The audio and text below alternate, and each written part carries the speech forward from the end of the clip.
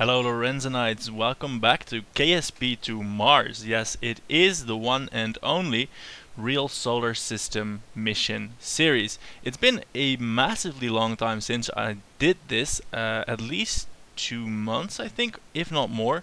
Way before the asteroid mission even hit, and the reason for that was that I switched to the KSP contracting series because my computer could run that a bit better.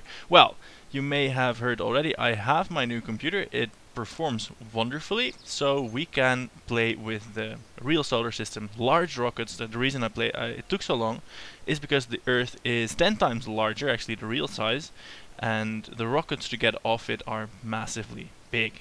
Many missions are and were in progress. For now though, I'm going to showcase what we have, because we have a lot of things with the Rock Hunter. This was actually made on stream a few days ago, or weeks, and my sense of time is not that good these days. And that's something I'm doing more and more as well. So go on to the Twitch channel, it's in the description. Subscribe, and regular streaming has not yet commenced, but will in the indefinite future. This rocket looks a lot smaller than anything else I ever launched, and that's due to the SLS rocket parts. They're a lot larger, and that is good because now this 150 part rocket should be able to get into low Earth orbit. And this looks horribly wrong, but well, at least one time it worked, so let's see how that straightens itself out wonderfully upon launch. This thing has a 3-man Orion style capsule that is somewhat intended to visit a asteroid. Oh shit, I just remembered something. I have to redesign this rocket slightly, so we're going to do that. Let's go to the assembly building. What happened on the live stream was that once in space, the radiators on the Orion style upper stage weren't sufficient, and everything overheated and went horribly wrong. So the big unveil of this thing happens now, and these heat radiators will be switched out with some larger variants.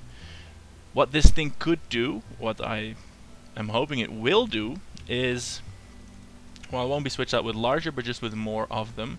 What I'm intending this to do is to visit an asteroid and take some samples of it and then return those home. So a pretty straightforward mission, and as you might remember if you have watched this series before, is that we are running quite a few mods. We are running the real solar system, obviously.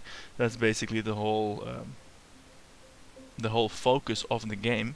We are running KSP Interstellar, that gives us heat radiators, nuclear reactors, fusion power, solar sails, and all more of that kind of goodness. We are running Ferrum Aerospace. We see the window here, that gives us a more realistic aerodynamic model, which can play havoc with your rockets. This one is liable to spontaneously disintegrate, which of course we hope won't happen today. We are running Deadly Re-entry, which makes the re-entry heat deadly, and we are running a myriad of other mods like the Kerbal Alarm Clock to, well, monitor launch windows and the like. We are running a cloud mod so that there is clouds on the planet, and look at the map view here, the planet even looks like Earth. So most of it is cosmetic.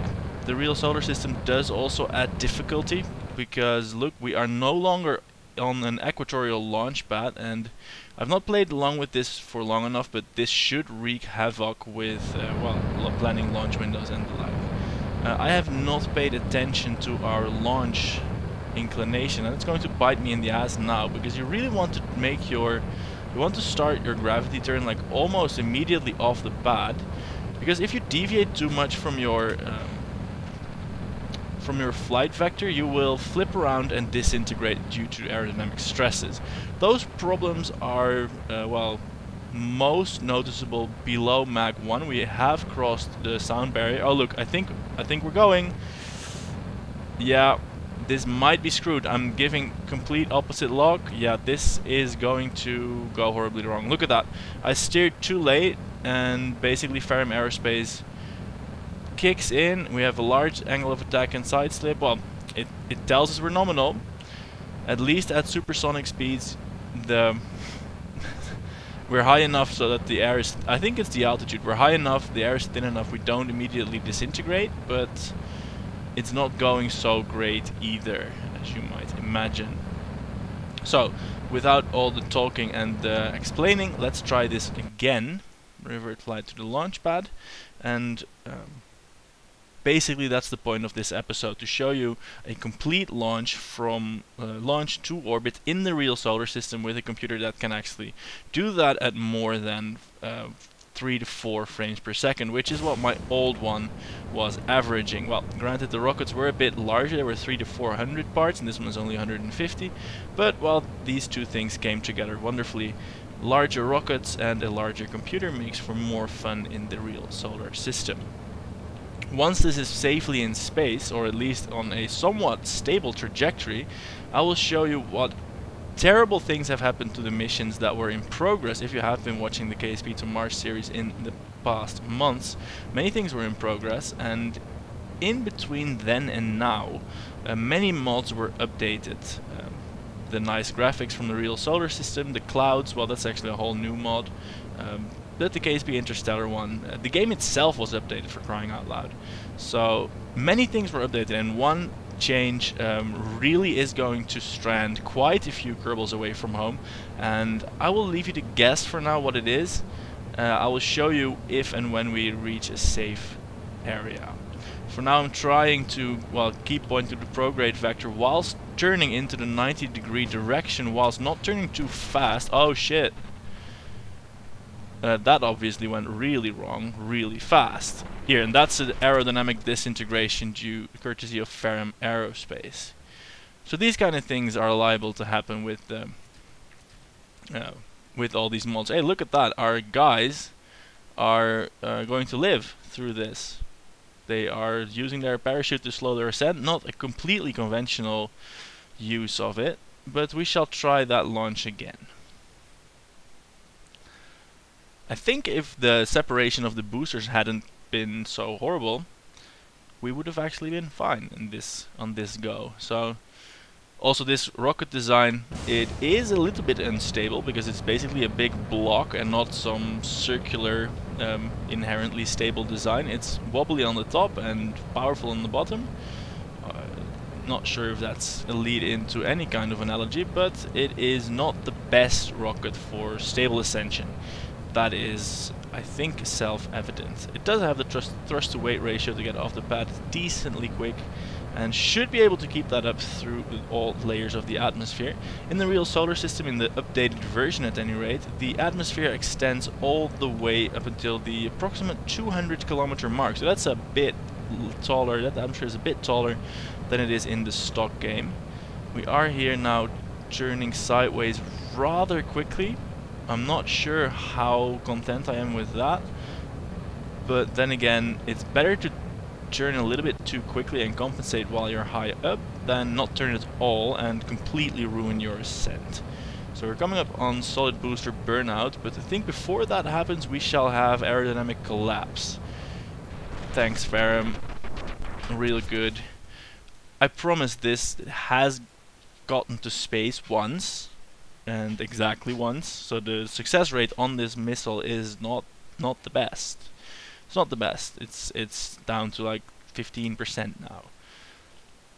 So perhaps we shall try with SAS on and a little bit of steering input. So I will ascend to the magical altitude of 450 meters before attempting a slight steering maneuver. Slight steering maneuver in the direction of the 90-degree heading to take advantage of that Coriolis force, and then we shall keep the nose rather close to deadpan up, just to make sure that, yeah, I'm talking out of my ass, I have no idea what I'm doing. I'm trying to not turn over too much, but I have a feeling that the SES is making everything wobble really, really badly. We're coming up on Mach 0.75. As soon as we're through Mach 1, things should stabilize a little bit. Also, if we can get rid of the boosters safely, then that should help a lot. So we're not in any kind of catastrophic turn, that's good. The boosters will run out momentarily. There they go. Ditch that, and that was completely unsafe. Right. Right. Okay, time for some design considerations. We shall add struts because the top thing is wobbling through the fairing, which is never a good sign, and we shall add separatrons on those boosters. Those two things will happen now. Okay, so that proves completely impossible. The separatrons are a complete pain to work with. I did strut the top a little bit, and we shall see how that works. If it doesn't work, I think I'm gonna just launch straight up until the boosters run out and then turn. Just exactly the way you're not supposed to do things. And if it doesn't work out, I'll cry. I might showcase a slightly simpler version that worked great, that would have sufficed completely to satisfy any demonstration, but, well, hey, look, it's not cloudy anymore. That's nice that there's a variation in that. Right, let's not veer off that way. Let's veer off this way. What I want to do is demonstrate what an ascent looks like in the real solar system, and not always skip over that, because in the future I will skip over them again, because they take a long time. But if we can't get past the first stage boost off the pad, then, well, then the plan's basically falling apart right there.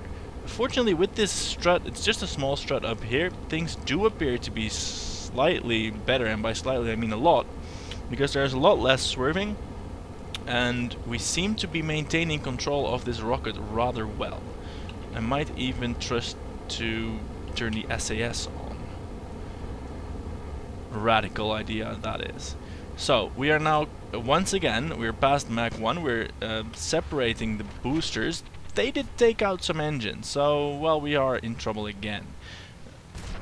And that's the aerodynamic collapse once more. Right, I'm going to try this again, and basically we can't go, we can't turn over so much, because then the boosters will get blown into the rocket stack, which by any definition of those words definitely is a problem. I don't know why this didn't happen on the first live streamed test run. Things seem to be going horribly wrong there as well, but for wholly different reasons. Basically it was completely uncontrollable up until, well over 30 kilometers in altitude, and, well, that surely wasn't good, but it wasn't as catastrophic as this. So this is the last go I'm gonna give this rocket. If it falls apart again, I will grab a smaller one and show you the, well, the marvels of the real solar system with that. But for now, let's try a smaller angle again. This is the exact joy of the game with the real solar system, with Ferrum Aerospace. Rocket design is not trivial anymore, nor is your flight path into space. So we're slightly turning over, not too much. This is a weird cloud here, and we're hoping for a successful booster sap.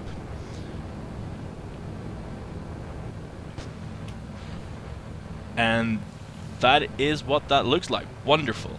Now we're going to chase this marker into a nice pitch over and hope we don't crash, because that's one of the things that this modded install is liable to do. Ooh, these clouds are doing something. You know, most of the time everything looks really pretty, but, well, there are lots of crashes and glitches, lots of glitches and some crashes. Not that many crashes, but, well, when they do happen, they suck ass, because, well, it's nice to have a successful launch like this, and if there is a crash, that is completely spoiled. Look at this big 9-cord booster block rocketing us up into the sky, and this cloud mod is disappointing me massively. Most of the time it looks really good. Just not here, just not now, on this successful run. Oh dear, I might have been too aggressive on the pitch over. I'm struggling with the controls. I want to pitch over more. We're at almost 45 degrees. We're at 40 kilometers of altitude. While that's not out of the atmosphere by a long shot, it is way up there where the atmosphere is really thin. And we have to work up about 7 to 8, like 7.6 kilometers per second of horizontal velocity. So the sooner we get cracking on that, the better. And we're up to 1 kilometer per second now. And I think we're almost out of the woods. And I've got 3 things to share with you. 2 are interesting news pieces straight from the real world. And 1 is the thing that I posited earlier, like what is going to strand our Kerbals from several months ago on existing missions from ever going home again. I'll start with some interesting newses. We just got buzzed this Sunday, so that's yesterday. I think I'll get this video out today. Yesterday, an asteroid about 300 meters in diameter, colloquially known as the Beast, came within 800,000 miles of the Earth. That's about 3 times the radius of the Moon's orbit, so not exactly close as in, oh my god, that just grazed us, but relatively close in the neighborhood of, well, we could have reached that with a spaceship and done some interesting things. Or we might have been able to see that coming more than 3 weeks in advance, which we did not. So go ahead, invest some more fundings into asteroid recognition and redirection. Please, money people, do that. For the skinny, the links and the stuff on that news go to the Tumblr that I put that on. That's also in the description of this video. Second piece of news right now is this stage separation, and oh shit, why is this engine not firing? Do we need to hit this again? Yes, we do. Oh! Right, I think we just narrowly avoided massive disaster. Anyway, we are rocketing on with an upper stage with one of the big SLS engines, the Kerbedan KR2L Advanced engine. Really nice and steady. We're up to 3.2 kilometers per second, actually more, 400 meters per second of Coriolis speed. That's just about halfway to orbital velocity. And if this cloud mod wasn't weirding out, then everything would be really nice. Hey, there it is. Now everything looks really nice. Thank you, cloud mod. Right on. Next piece of news is that in a British conference of computer science, I forgot the actual name, a supercomputer that is, for the first time ever beat the Turing test. And for those of you that don't know, the Turing test is a challenge posited by computer scientist Alan Turing about 65 years ago, if I recall, to basically fool a human into thinking he's conversing with an actual human and not a robot or a computer. Now the chat is done through a keyboard and the mess. It's like WhatsApp, like Facebook, like Amazon, like any chat utility. You chat with the computer or the human. You don't know which is which. It lasts 5 minutes. You can ask questions and there's a conversation. If you correctly identify the computer as such, it has failed the Turing test. Now the criteria for the original Turing test is that any given robot should be able to fool 1/3, well 30% of the humans into believing that it is itself human. And for the first time ever, this thing did.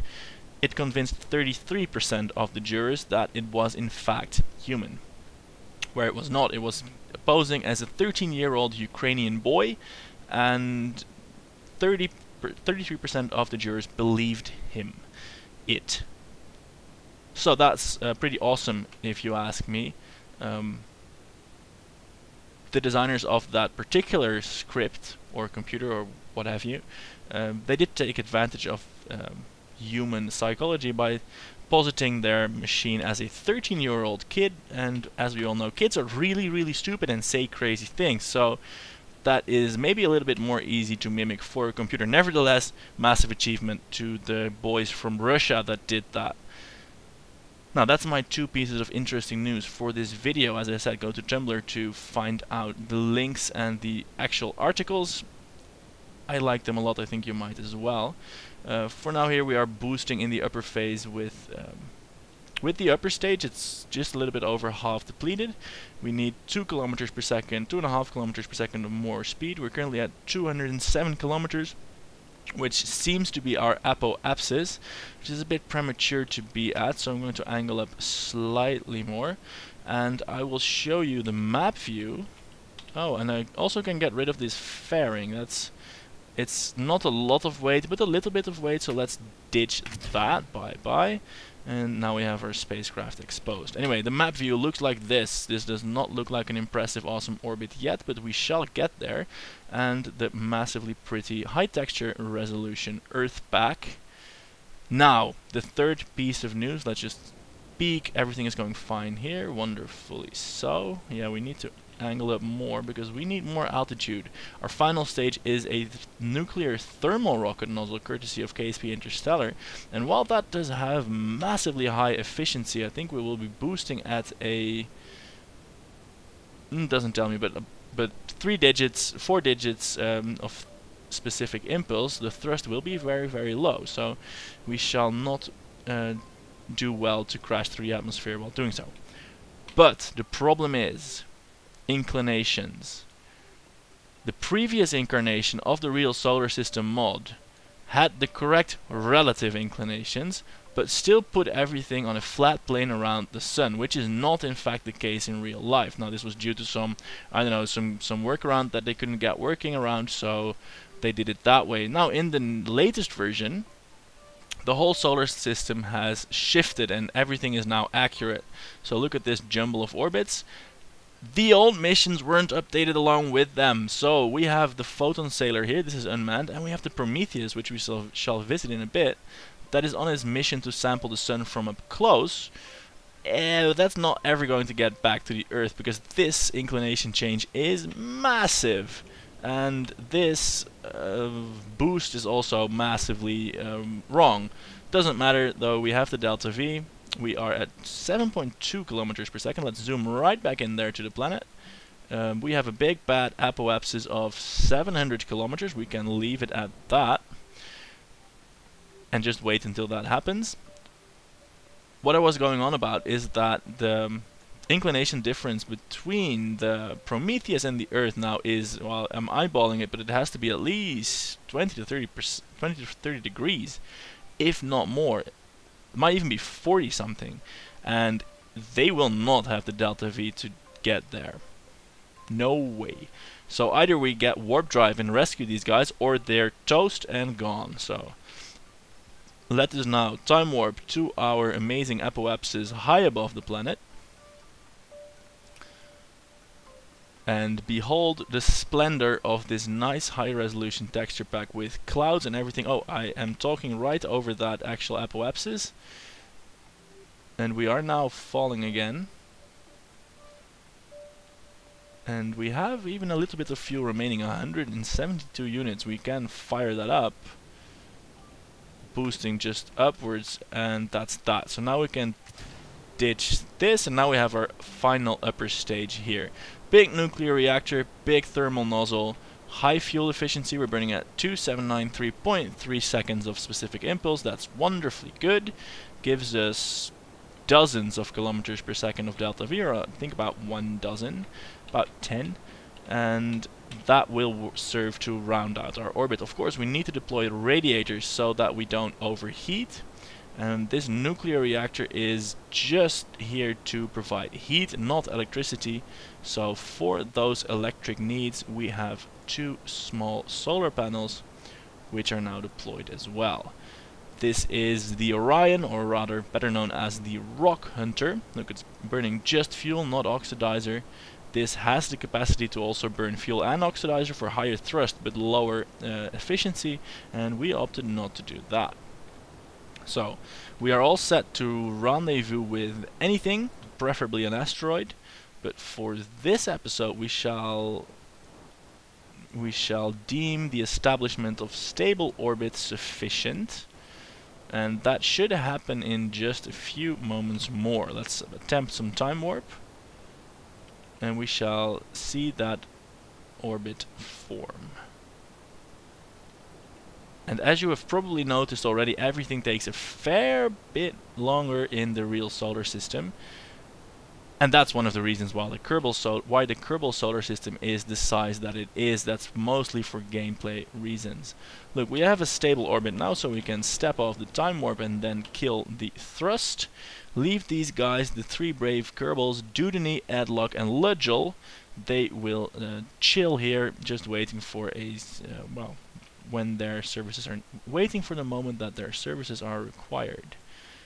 So now that we know that the Prometheus is not ever going home, we can safely expend all its delta V on getting as close to the sun as kerbally possible. Look, this is our splendid vessel, the Prometheus. It has a re-entry capable heat shield, but for that it would definitely need refueling. Also, the reactors need restarting because we have been scrounging fusion fuel like that. These big radiators, they are old style technology. They are required to bleed off the heat of these massive reactors, so let's fire them up. And then, if you have watched the series, you'll recall that it's a horrendous thing that we have, where we don't have the power to run the fusion drives continuously. We can only pulse them. And this was the best I could do at the time with the tech we had.